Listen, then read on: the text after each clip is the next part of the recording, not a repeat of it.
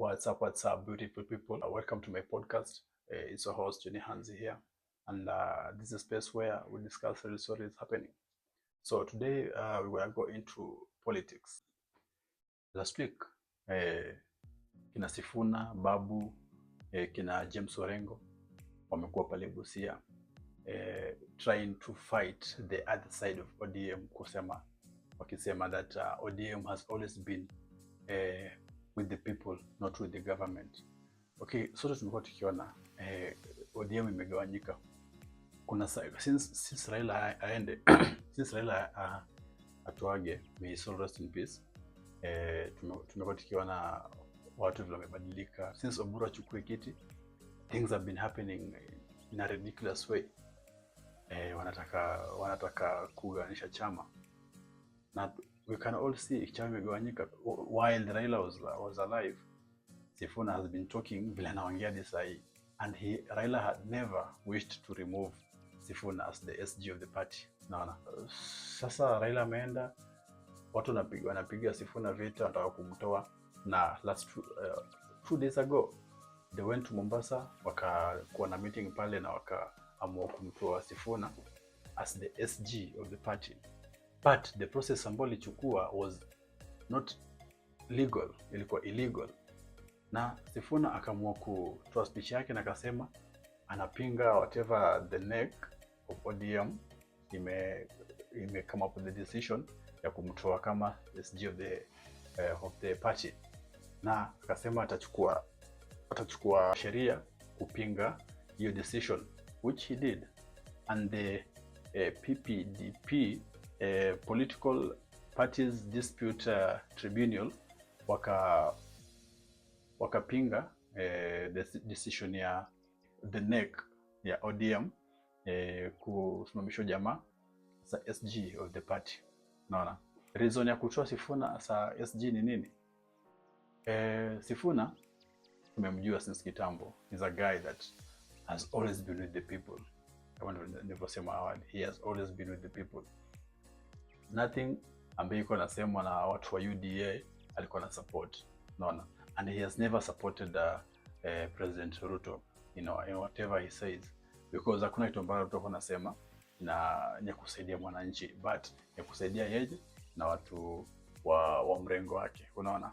So amekuwa akipata vita left, right and center, and he has never been shaken ili kuacha kusimama na ideology ya the original ODM party kwa tunajua kwanza kitambo, naona. So wakaamua kumtoa, but wakufurther because the PPDT wamecancel hiyo nini yao, wamehold kwanza then maybe wafanye the right way, I don't know.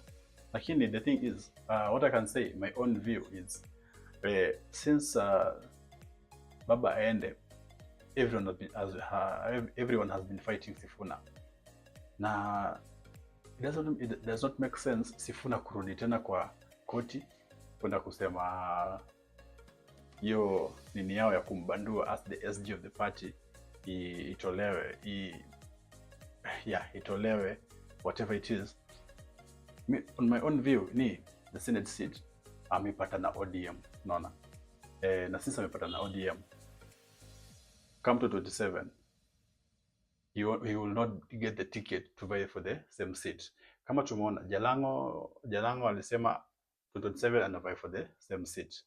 That means Jalango, before the meeting happened, Jalango alikuwa anajua what was going to happen, naona. Ndio maana akakama pakasema anachukua hiyo seat ya Senate, naona.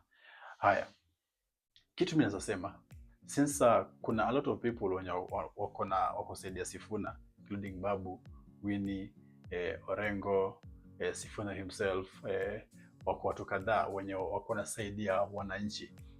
They can come out of ODM, they can make their own party, wafanye siasa yao safi, na the wananchi can support him. That's my idea, because akibaki pale hakuna vile atapata the ticket ya kuvai for any seat, since watakuwa hawa align kama vile wa nini the other side ya kina Oburu wana wanataka. Another thing is tumeona ni kama chama ODM inaweza kusaidia UDA because all this is happening, it seems Ruto ndo anapeana instructions because hakuna kitu ambayo ina happen bila Ruto kuhusishwa, because kumekuwa na meetings mingi huko State House ina nini, unaona. So Ruto ndo ana nini, anaongoza hii chama, and there's no way that Sifuna can survive on this, so it's better him and his other guys watoke kwa chama, washike nje ingine ya kuanzisha chama yao. People support him because people will always want to get someone who can help them, unaona. Lakini kitu kingine ni nini? The citizens, sisi wapiga kura, do we really want change? Because if we really wanted change, we can do it by electing people who can serve us, not serve their pockets. Unaona. Since 1990s Kinara akiingia kwa siasa amekuwa na cases mingi za corruption na nini, unaona. But bado tumekuwa tulimpatia kura. Okay, wala limpatia kura, sisi tulikuwa tujui. So we elect people who are corrupt into the government, wakituibia. We don't see that. Tunaona sahi, but ifika time ya kura tunawapatia kura tena. Kile nasema ni hivi, guys, let's vote tukitumia akili. Unaona? Tutumie akili tukivote. Nimekuwa nikisikia so many youths Gen Z wakisema come to 27 they will not vote because Ruto bado ataiba kura. Yeah, ataiba kura. We don't know if that's true. But please vote. The thing is, kukiwa na gap kubwa kwa votes, there's no way that utamanage kuiba. Itakuwa ni ngumu kuiba. But kukiwa na gap kidogo kama hii ya 2022, Ruto alikuwa na gap ya only 200k votes. That's a very small gap, very easy to manipulate. But kukiwa na gap ya 1 million, 2 million, 3 million votes, that will be very hard to rig. So guys, please, kama hujaregister, hujachukua kura, please chukua kura. Kama ID bado, fanya juu chini, you still have time back next year. Go take your vote, go take your ID, register for voter registrations. 2027 ikifika tarehe 10 mwezi wa 8, let's go and vote maze. Na tutumie akili tukivote. Sasa hii maisha tunaishi maze ni ngumu. Biashara haziendi poa sababu ya siasa. You can say utaki kujinvolve kwa siasa. Sijui siasa ni chafu. Yeah, you know siasa ni chafu. But in life vile unaishi every day, siasa ina affect in one way or another. Unaona? Wewe kula kwako ni siasa ina affect. Everything ina happen, ina affect. Biashara kwa chini ni siasa ina affect. Imagine now if you voted someone who supports the people. Taxes zimeenda juu, hakuna kazi. The guy keeps on saying ametafuta kazi uko nje. Which president ama which leader mwenye anajigamba kifua kijipiga kifua akisema ati amepatia wananchi nini kazi uko nje? A leader supposed kutafuta kazi kwa nchi yake yenyewe, watu wafanya kazi kwa nchi, wainue uchumi ya nchi, si kwenda huko nje kuinua uchumi ya nchi zingine wakati nyumbani watu wanaumia. Unaona, mnanielewa? So guys, so time ya kupiga kura mazee, tutumie akili, tusikuwe manipulated.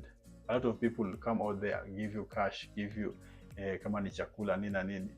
Hasa wa mama, mtapatiwa chakula, mtapewa mafuta, unga, sukari nini, just to buy your vote. Imagine there were 2 kg of unga, the 2 kg of sukari or 2 liters of mafuta umepewa will not serve you for the next 5 years.